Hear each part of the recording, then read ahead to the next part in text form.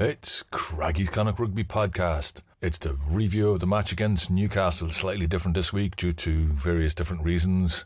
There's no in-match coverage or no audio available from the radio.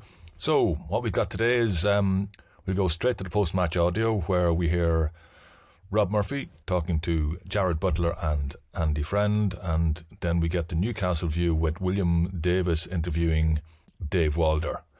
After that, you'll hear the post-match thoughts of Rob Murphy, who's hosting this podcast, Linley MacKenzie, Dave Finn, and William Davies. So, to start with, here's Jarrad Butler.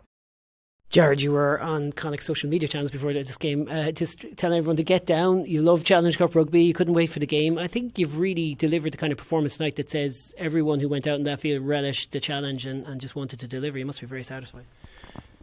Yeah, I think we went into this week just wanting to focus on us and put in a good performance, definitely for the crowd as well. Like you said, we love playing at home.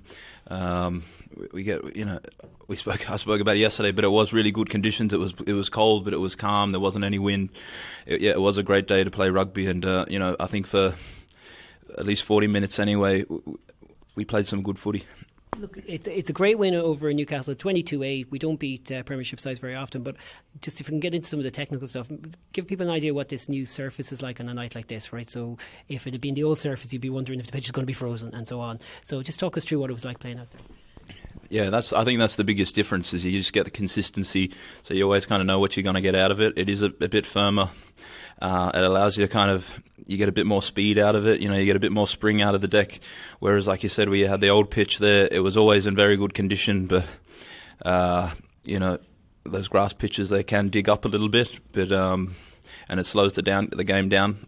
But I think particularly a game like tonight against a really physical Newcastle Premiership team, it was important that we were able to move the ball around, and for most of the time we were, but then for big chunks of it as well, we just had to throw ourselves at a really good Newcastle defence, and it was pretty rough there for a bit. Like they're a very good team, and I think there'll be some sore bodies tomorrow. I get the impression that like a lot of these lads who started today, the 12 changes, probably knew within the camp that they were going to get the chance in this game for a few weeks now. It must be very satisfying for them to have this opportunity to be building up to it and to deliver it.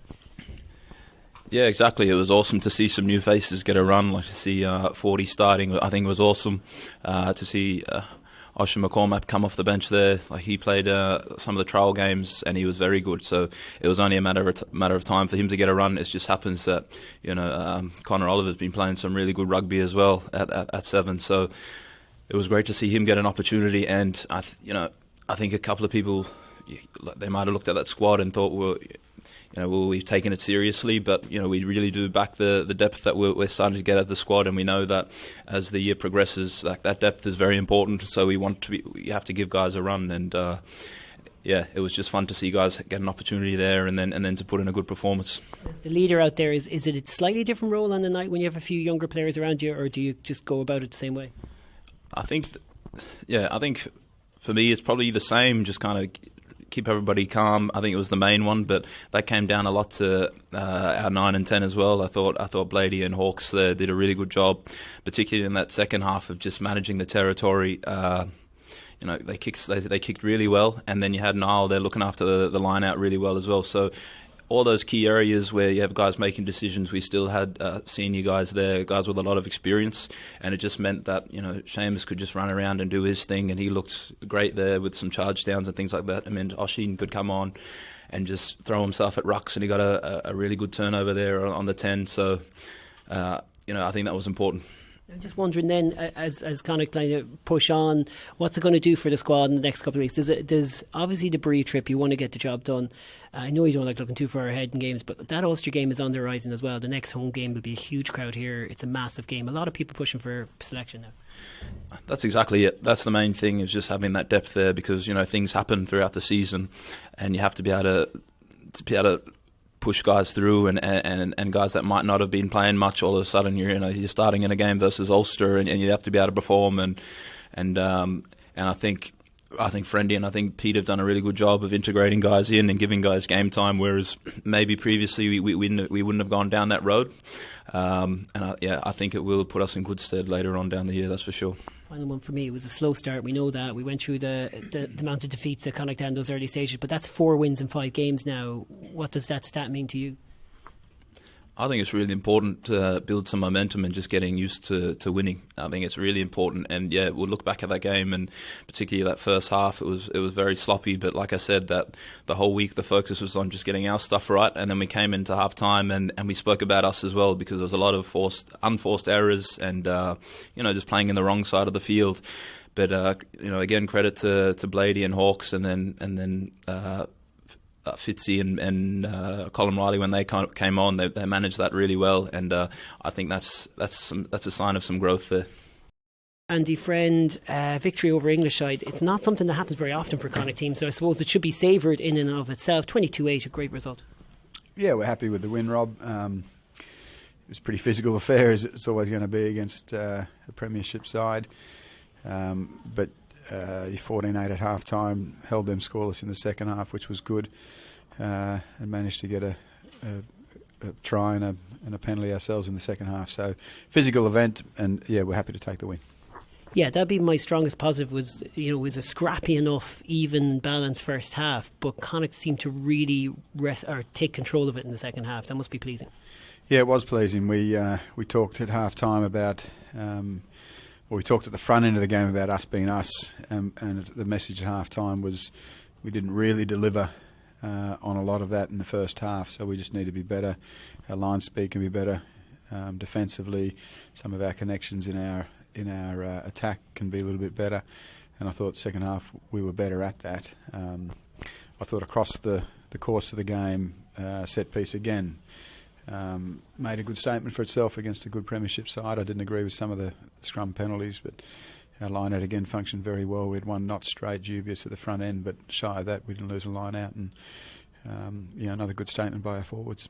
It's a big pack. Physically they matched up stronger and bigger, if you like, based on the kg ratio anyways, but you stood up to it. Yeah, and it was a pretty relentless black wall that we were running, or the boys were running into as well.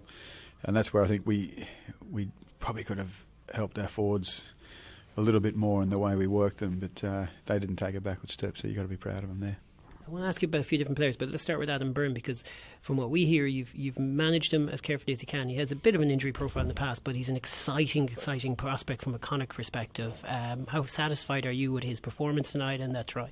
Yeah, I thought he did really well. I thought he was great under the high ball. I thought a couple of really good defensive reads, and then the try that sort of came out of nothing. He was sort of dancing into the line, and next thing he's popped through the other side of it, and then he's got Dylan on the inside. If he chooses to dummy that and go himself, and a really well taken try. So I was really pleased for him. Well established local player, and Caelan Blake gets man of the match, but a lot of people around the province, a lot of people around Galway listening to this will be excited to hear what you think about Oisin McCormick's performance tonight. Colin Riley's coming back to his own. Cathal Ford, big night for him as well. Yeah, a lot of the homegrowns. I thought Niall Murray was a beauty as well tonight. So Caelan got the man of the match, and I thought deserved. I thought he was outstanding attack and defence, and just every time he was around the footy, the game seemed to light up a bit. It's a tough one to take him off, but again, you take him off, you bring on another homegrown in Colin Riley, who did well, nice line break, couple of good tackles. Oisin McCormick comes on for his first cap, gets a really good steal. So it's great seeing those the homegrowns coming through, and it's a compliment to everyone, the 26 Connacht clubs that keep working hard with youngsters, trying to get them play footy. We've been really impressed with Jeremy Kilgallen the last couple of weeks. Yeah, I thought... he had 80 minutes last week, 80 minutes this week, and he just keeps getting more confident when he's out there. I thought it was a really well taken try at the tail end there. You could see his excitement. I thought the way he carried today was with a lot more vigour, and he earned a penalty because you carry that hard back. Tacklers can't get their body positioned in the right way, so all of a sudden he gets a high shot, which is a really useful penalty for us to get at the time. Which we didn't kick that to touch, but I thought he was good. I'm really impressed with the concept of changing 12 players for a European game against an English side and winning the game. Is there a significance in that in your mind? Well, again, I've spoken about it previously. I just think we've got really good depth within the squad, and we've got to be brave enough to use that depth. And it is a brave call. There would have been a lot of people scratching their head thinking, what are Connacht doing? They're coming up against a premiership side in a Challenge Cup game. But we gave opportunities, and on the whole, I think the boys rewarded us with their performance out there. So we'll see what we do next week. But yeah, I think there's genuine depth amongst the squad now. Do you see opportunity in this competition for shaping Connacht's season and story this year? I really do, and we've said we want to reach the knockout stage. That's a good step, that one there, but also giving other players opportunity. I think it's really important, and it's 2 wins in a row there now. Off the tail end of the 7-game block, we finished up with the Scarlets win into an Ospreys win. So it'd be nice to make it 3 wins in a row. Yeah, just to finish, I mean, Connacht win and Brive, they have then play Brive at home and Newcastle away. 4 wins, maybe a couple of bonus points, and you're looking at home advantage all the way through the tournament. That's the golden prize. Is that at the top? Is that in the back of your mind? It's not really, to be honest with you, Rob. Let's see what we do next week. We want to go over there to France, and we want to win that game. So if we can do that, then we can start to have a look at what that starts to look like. Dave, that was a tough evening for you. They good defensive work at times, but you weren't able to really get the attack moving. That's a pretty good summary, really. I think we had endeavour, we showed a good attitude, we had good spirit, but we just lacked a little bit of accuracy. I think half-time would never say happy going in where we were, but we were comfortable that we could fix a couple of bits and pieces and apply more pressure in the second half. But ultimately our skills let us down, and we were never able to get that momentum to put them under pressure. At the end, were you pleased that Connacht didn't get a bonus point, so that's one knockback for them? Not really. I mean, not really bothered about that. We just talked about what we could do, and we were still going for that losing bonus point to the end, which is pleasing to see. But yeah, that in effect was irrelevant. We just came here to try and win the game. Didn't. So at the end, could we get away with the point? And we didn't manage that either. Where do you think it went wrong for you in terms of what was it? What Connacht offered, or as you say yourself, your skills just didn't quite get maybe to the level you were looking for? Yeah, I think Connacht are a good team, especially at home, and we knew that coming in here. But we focused on ourselves in the week, and we didn't get our little bits and pieces right. We had a couple of opportunities in the first half which went astray, and then the start of the second half. I think if we'd been able to, we started the second half all right in the right area of the pitch. If we were able to get a score there, the game may have been differently, but we weren't. Connacht held us out, and then they put us to the sword. I say we defended well in patches because we had to, but ultimately a little bit disappointed that we just weren't a bit more accurate. You're still well in this, though. I mean, next week you've got Cardiff going up. They've had a good win at home to Brive, so back on home soil, you'll be hoping to get it moving.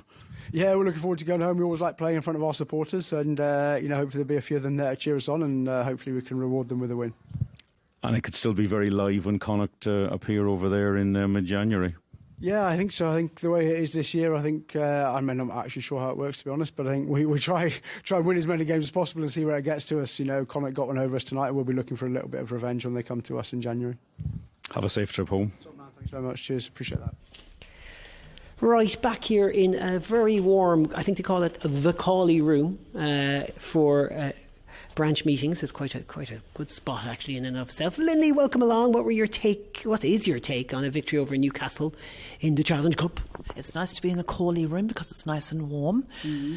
And I always like coming into the Cawley room because it reminds me of Pat, who was such a wonderful friend to Galwegians and Connacht rugby. But on to the match. Yes, indeed. And a great junior competition that's named after him. I think Connemara won that a week ago. You were at that, William. Yes, indeed. Right. Yeah, that was good. It was good, wasn't it? 12 changes, you're winning against Newcastle. That's good.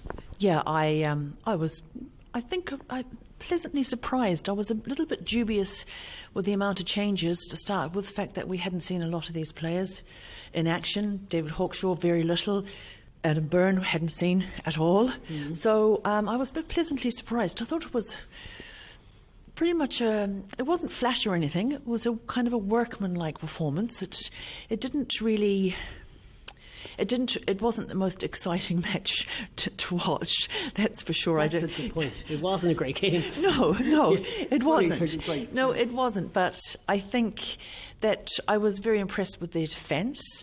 I was impressed with a lot of their, I suppose their set piece I thought was pretty solid all around, and I just thought it was a workmanlike performance that got the job done with a little bit of flair from a few players. Interesting too. Here's one, Dave. Didn't come up in the press conference too much, but Seamus Hurley-Langton, and maybe I'll put out Leva Fafita. It was interesting to see a couple of players like that who haven't had a lot of game time, but showed me tonight that there's still a good bit to come from both of them if needed.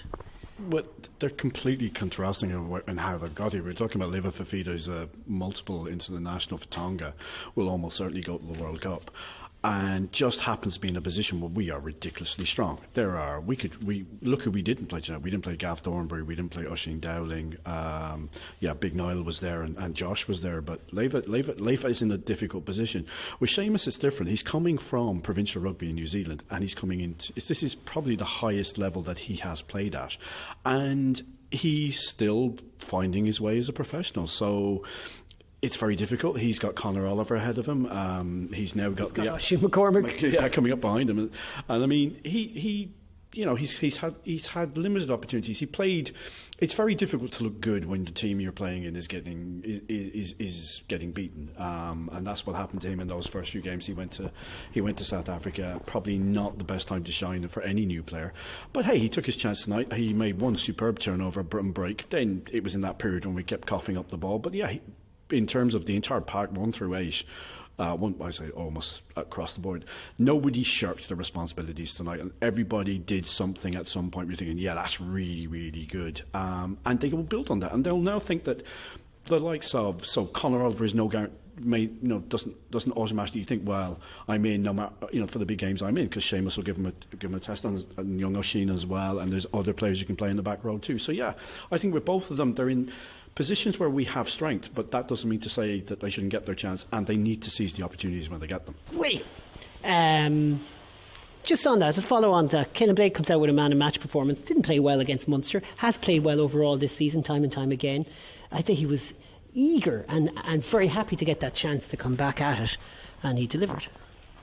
Yeah, I think some of the senior players, and he would now come under that heading, had to stand up tonight. That was their job. They were bringing through some younger players and making them deal with situations and scenarios that they wouldn't be used to. I mean, Cathal Ford, it's a different level of rugby. It's full on. I thought he had a decent enough go. Oisin McCormick seemed to really enjoy himself when he got on the field. They're 2 local players. Sam Elo did okay when he came on. Connacht absolutely nailed that first scrum when the front row was changed, got a penalty from it. When you bring players through like this, you want to see them playing well. And the only disappointment was I think we did leave a bonus point behind us there. I think there were opportunities in that first half that weren't taken a couple of times, I think. And I could see Newcastle beating Cardiff twice, and all of a sudden, winning against Brive twice as possible. Winning Newcastle, then you regret the bonus. Yes, you do, because that'll be the traditional Wales-England stuff that'll go on. Look, Cardiff run a good run, so I don't think Newcastle would be convinced they're going to go down and win in Cardiff, but they have Cardiff next weekend. That will tell us a lot. That will tell us a lot. But at least Connacht have got a toehold now by winning their first game, and Brive next Friday night is going to be just France. You don't know who they're going to pick, how they're going to play, what they're going to do. Connacht just have to get on with it. Linley, on Brive, what are you expecting? The usual Brive, forward orientated, kind of rumbling, big ugly pack, and a wonderful village and an environment to savour in France. Look, I think everyone knows when you go to Brive what you're going to get, and they'll huff and they'll puff, and hopefully Connacht will run rings around them. That's what I'm hoping for at that traditional sort of French forward power play to start with.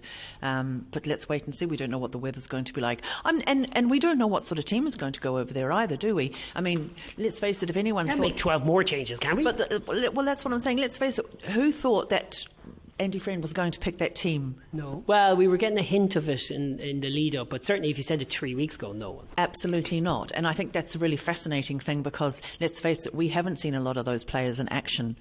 Yeah. And I think I was quite surprised to see a lot of those players in action who we haven't seen. But obviously, as Andy Friend said when the question was asked, they know what they're like. We don't know what they're like, but they know what they're like because they've been training with them, so to speak. So it may come as a surprise to us, but obviously, as Andy Friend said, it's not a surprise to them what these players, these young players, can do with the likes of Adam Byrne, David Hawkshaws, etc., etc. Dave, we're getting kicked out in a second, so kind of wrap this up for us here. I think we should expect some changes for next week. I think there were 4 or 5 guys who were training before the match who may come into it. There's some faces. There's at least one player I'd be very surprised, given that they have talked about him, and he's in a position where I think we do have a little lack of that, which is outside centre. And I expect Shane Jennings to be in the 23 next week. Again, some of the players that were referenced in by Andy may come into the equation again next week, and then we don't know. I would imagine that if Josh Murphy has a HIA, that means a change there. So we might see Leva, and that could see someone like Darren Murray. If not necessarily, we might see both. We might see both Murray start, or both in the 23 at least. I don't know. I don't think he'll make 12 changes again because he may not have to. But if he wants to, he can. And it may not be the 12 guys who went out last week coming straight back in. I'd be very surprised. Certainly 5 won't come back in the 5 internationals. But there's guys who we still haven't seen. Somebody else that we haven't seen who was in the squads earlier, Kieran Booth, who they rate very highly. He hasn't been mentioned that in the midweek. And Shane Jennings was mentioned in the press conference by Andy Friend specifically on the floor. And he mentioned Shane Bolton. We know we had 2 quality loose heads today, but we've got 2 quality loose heads who didn't play today, so they may come into the question. He has options now. But I'm with Linley and with William. We have absolutely no idea how Brive are going to approach next week. They may decide to make a stand and decide that the line is drawn tonight and they will not play as badly ever again, or they may decide, sod it, let's focus on the top 14, and we won't know till about 20 minutes into the game. Listen online, William's on commentary. Final point for me, William, is Brive sort of like that 1960s show, Journey to the Centre of the Earth? It's not as exciting. No. Definitely not the centre of the earth anyway. The centre of France. More like the outer rings. Yeah, well, maybe Sammy Arnold and Big Abe can give us some suggestions what to do, but frankly, travelling through Paris is... that's the plan, yes. Yeah, that's a much nicer attraction. The amount of time spent in Brive will be work, a few hours sleep, and then home. Join us next week for the On Tour podcast. Alan's there, Packy's there, Linley's there, William's there. Me and Dave will be just watching World Cup. No, we're saving it up. We're like the best things. We're saving it up for Ulster on the 23rd, which is... Oh, that's a biggie. That's a biggie. That may be there may be 12 changes for that game. That'll be a good one. Get yourself a ticket for that one, folks, if you haven't already. That's it from us. And remember, folks, if you want to hear those podcasts that we'll be doing during the week on our trip to France, send it to patreon.com/CraggyRugby if you haven't already done so, as we'll have all those podcasts on our Patreon page. Thanks, folks. Loose, cut it loose. Break out or nothing changes. Sad and confused.